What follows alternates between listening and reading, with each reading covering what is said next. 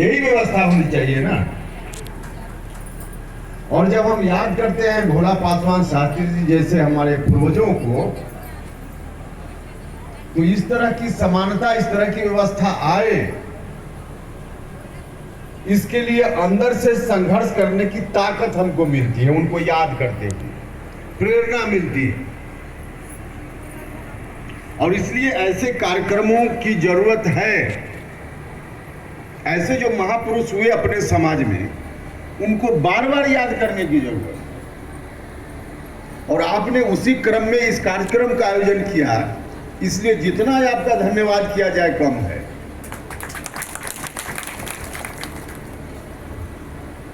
तो इसकी जरूरत है।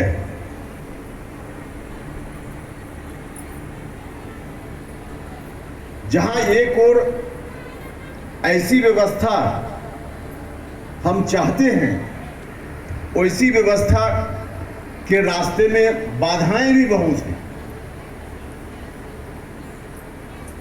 3 बार भोला पासवान शास्त्री जी को सौभाग्य प्राप्त हुआ बिहार के मुख्यमंत्री पद की शपथ लेने का। ठीक है, ज्यादा दिन तक नहीं रहे, लेकिन 3 बार बिहार के मुख्यमंत्री के रूप में आए। जिस वक्त 1968 में पहली बार मुख्यमंत्री बने थे, 1968 में तो हम लोग भी बच्चा थे, तो याद नहीं उस समय की बात, मुझको याद नहीं, बहुत सारे लोग यहाँ बैठे हुए हैं उनको याद होगा। लेकिन जब लालू जी मुख्यमंत्री बने थे 1990 में, उस वक्त की बात तो याद है ही। अब लालू जी जब 1990 में बने तब और 1968, दोनों में लगभग कितने साल का फर्क हो गया? लगभग 22 साल का फर्क हुआ। भैया जब 90 में लालू जी मुख्यमंत्री बने थे, तो अचानक कुछ लोगों के मुंह से निकला, अरे ललुआ मुख्यमंत्री बन गया। लोग बोलते थे कि नहीं बोलते थे? तो जब 90 में फिर लालू यादव, कुछ लोगों को बर्दाश्त नहीं हो रहे थे, उनको लग रहा था कि यह भी मुख्यमंत्री बन गया, ललुआ लोग कहते थे। आप समझ लीजिए 1968 की क्या स्थिति रही है, क्या स्थिति रही होगी 1968 में। लेकिन उस परिस्थिति में भी हमारा सीना चौड़ा होता है कि उस वक्त भी 1968 में भी हमारे परिवार का कोई व्यक्ति बिहार के मुख्यमंत्री की कुर्सी पर बैठा। और अब तो काफी कुछ परिवर्तन हुआ है, लेकिन उस वक्त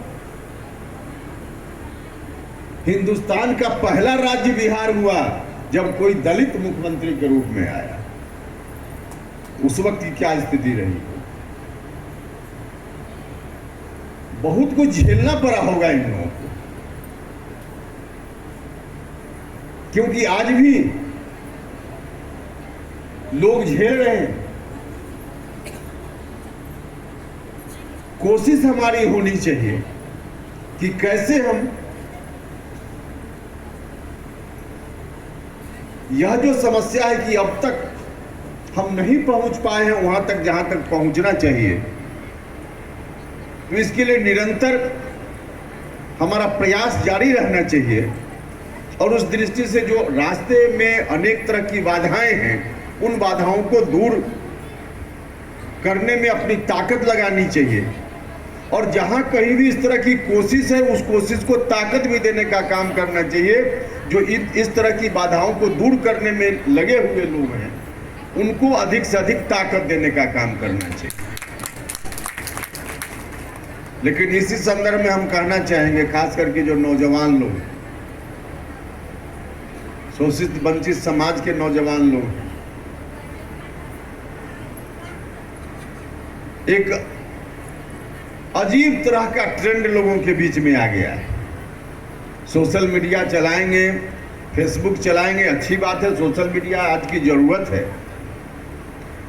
लेकिन सोशल मीडिया चलाते हुए इस बात का ध्यान कम ही लोग हैं जो रख पाते हैं कि हम किस चीज को प्रोत्साहित कर रहे हैं, किसको हम आगे बढ़ा रहे हैं, कौन सी बात हमारे मोबाइल में आ गई उसको हम बढ़ाएं, हमारे पक्ष में है या नहीं है, बिना देखे हुए हम फॉरवर्ड किए जा रहे हैं।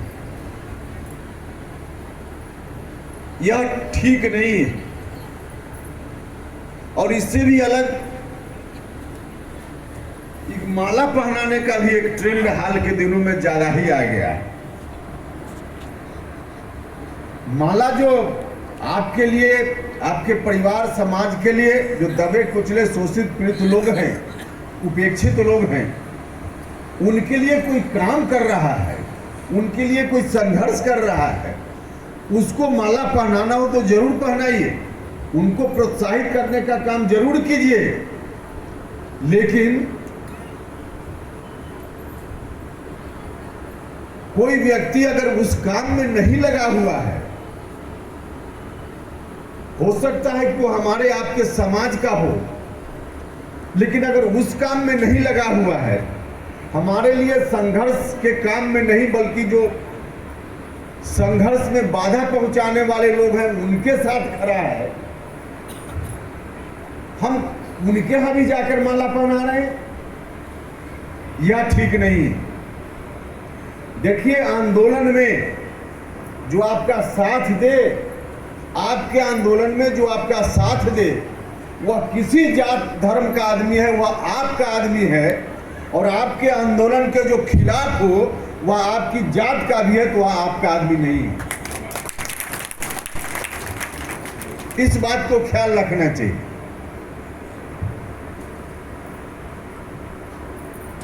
तो नौजवान मित्रों से मैं आग्रह करना चाहता हूं कि आंख बंद करके चीजों का समर्थन मत कीजिए या विरोध मत कीजिए। चीजों का समर्थन और विरोध जरूर कीजिए, यह आपकी स्वतंत्रता है। किसका समर्थन करना है, किसका विरोध करना है, यह आपकी मर्जी है। लेकिन अपनी मर्जी का इस्तेमाल जरा सोच समझ